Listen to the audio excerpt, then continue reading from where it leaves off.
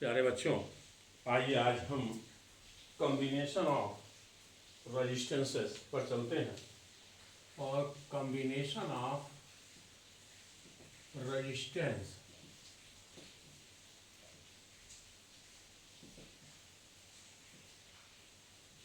में पहला है आपका इन सीरीज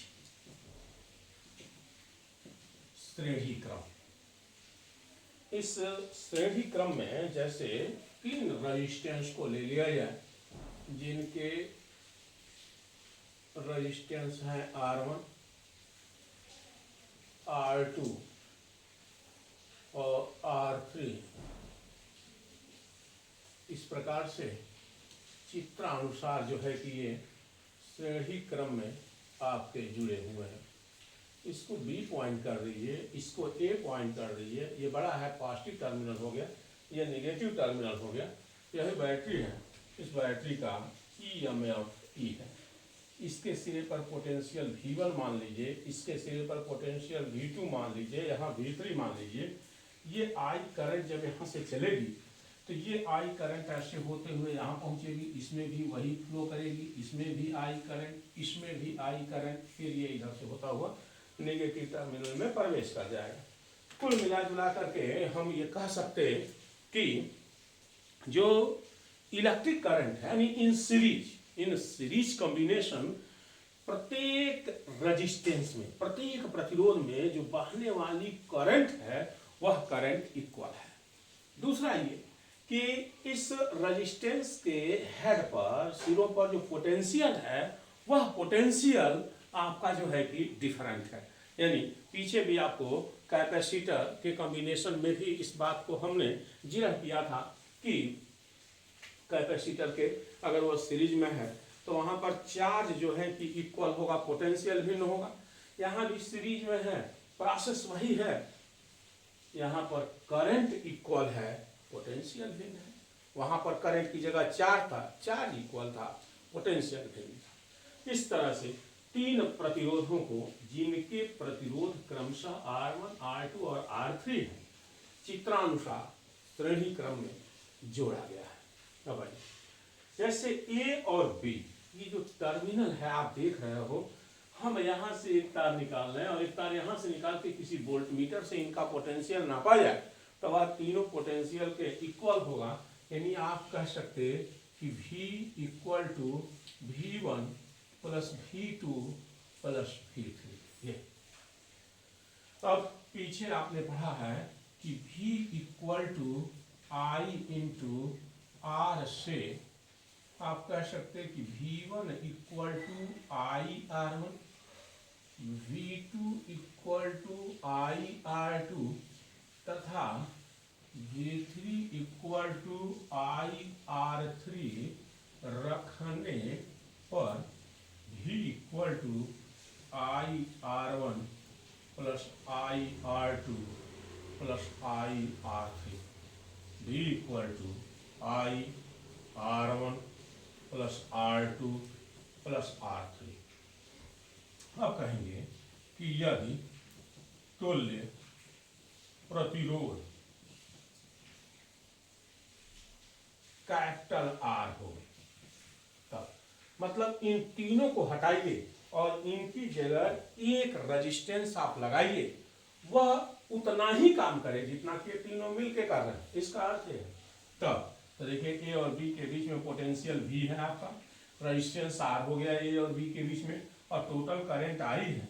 तो कह सकते हैं कि V equal to I into R रखने पर I R equal to I R1 plus R2 plus R3, I से I कैंसिल होगा, R equal to R1 plus R2 plus R3। ये वैल्यू निकल करके आ गई आपकी कि अगर तीन प्रतिरोध श्रेणी क्रम में जुड़े हों तो जो उनका तुल्य प्रतिरोध है उनके अलग अलग प्रतिरोधों के योग के बराबर होता है। सीधा सा कॉन्सेप्ट है कि अगर तीन प्रतिरोध श्रेणी क्रम में जुड़े हो तब उनका जो तुल्य प्रतिरोध है आपके उनके अलग अलग प्रतिरोधों के योग के बराबर होगा। अब सुनिए लिखेंगे कैसे। कहेंगे कि माना तीन प्रतिरोध R1, R2, R3 चित्रानुसार श्रेणी क्रम में जुड़े।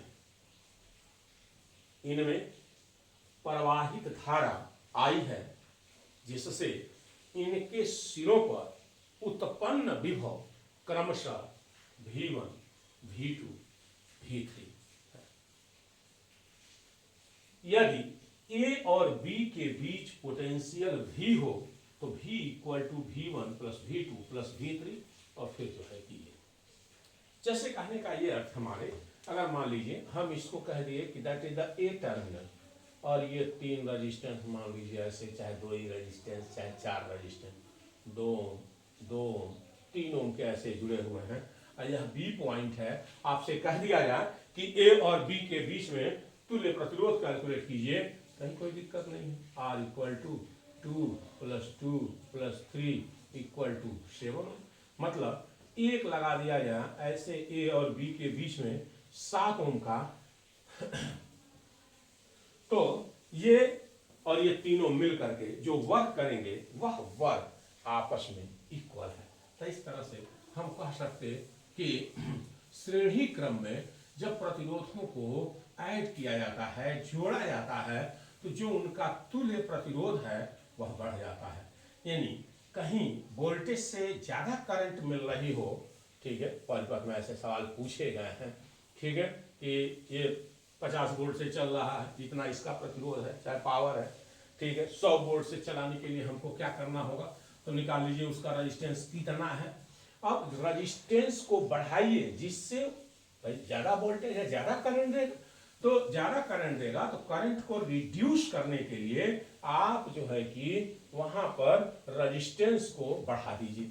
रेजिस्टेंस को बढ़ाने का अर्थ होगा कि आप उसको सीरीज के क्रम में लगाइए। अब आइए जरा सा इन पैरेलल कॉम्बिनेशन चलाएं, देखा जाए इसमें क्या है आपका इन पैरेलल। तो पैरेलल के केस में आप 3 रेजिस्टेंस फिर ले लिया जाए,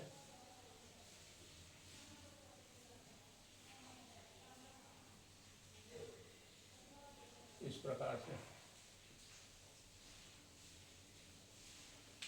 और जैसे मान लीजिए यहाँ हमारा ये R1 हो गया, यहाँ ये हमारा R2 हो गया और यहाँ ये हमारा R3 हो गया, ये है।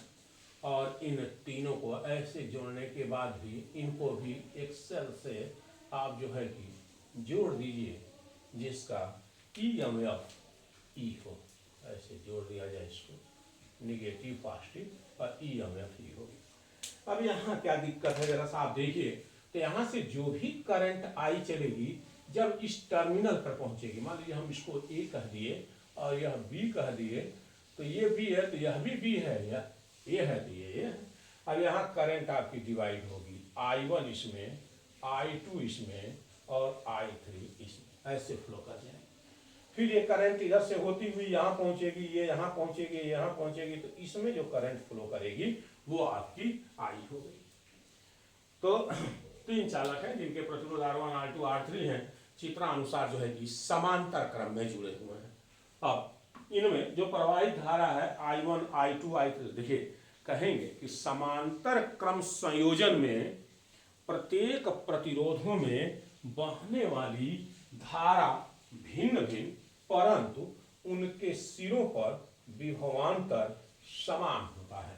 अगर प्रतिरोध पैरेलल में जुड़े हैं, बहुत इंपॉर्टेंट फीचर है ये, क्योंकि सवालों को सॉल्व करते वक्त हमको जरूरत पड़े कि अगर वे समांतर क्रम में जुड़े हैं तो निश्चित उनका जो पोटेंशियल होगा वह पोटेंशियल इक्वल होगा। अब कहीं कोई दिक्कत नहीं है। यहाँ पर जैसे पीछे इन सीरीज आपका वोल्टेज जो है कि डिवाइड था V1, V2, V3 करके, अब यहाँ करंट डिवाइड है, तो बहुत इजीली आप कह सकते हैं कि टोटल करंट अगर I हो तो I1 प्लस I2 और प्लस I3 हो गया। अब V बराबर I इंटू R से I equal to V by are.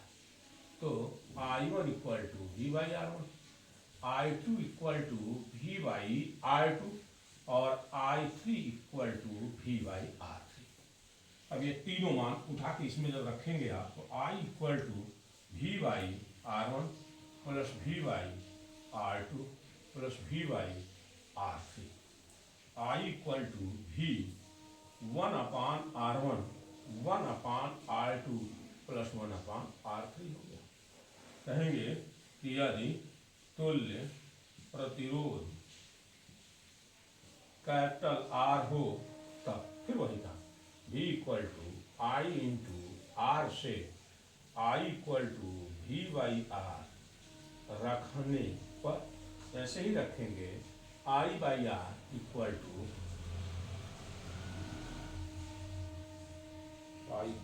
V by R, V by R ये वैल्यू यहाँ रखनी है, equal to V 1 upon R1 1 upon R2 plus 1 upon R3। V से भी कटा आपका 1 upon R equal to 1 upon R1 1 upon R2 1 upon R3। यानी जब प्रतिरोध की वैल्यू किसी सर्किट में घटानी हो, प्रतिरोध की वैल्यू यदि किसी सर्किट में आपको घटानी है तो हम पैरेलल क्रम का उपयोग जो है कि करेंगे। यानी समांतर क्रम में जुड़े हुए हैं तो उनका तुल्य प्रतिरोध का व्युत्क्रम उनके अलग अलग प्रतिरोधों के व्युत्क्रमों के योग के बराबर होता है। जैसे मान लीजिए यहाँ पर हमने 3 ओम लगा दिया, यहाँ पर हमने 6 ओम लगा दिया, यहाँ पर हमने 12 ओम लगा दिया। ए व बी के बीच में आपसे पूछ रहा है तो कहीं कुछ नहीं करना है आपको। अगर आपसे ए और बी के बीच में पूछ रहा है कि कितना जो है कि रेजिस्टेंस होगा तो सीधे 1 upon R equal to 1 upon 3 plus 1 upon 6 plus 1 upon 12 1 upon R equal to 12 4 12 2 12 1 12, तो ये हो जाएगा 7 by 12 R equal to 12 by 7। तो ये निकल करके आ गई वैल्यू जो है कि 12/7 ओम उसका तुल्य प्रतिरोध जो है कि आपका होगा। तो इस तरह से जब भी हमको सवालों को सॉल्व करना होगा तो हम इस बात का ध्यान रखेंगे कि अगर सीरीज में है तो निस्संदेह उसमें धारा समान होगी, पोटेंशियल भिन्न होगा, और पैरेलल में है तो निश्चित करंट जो है कि अलग अलग होगी जबकि पोटेंशियल इक्वल होगा।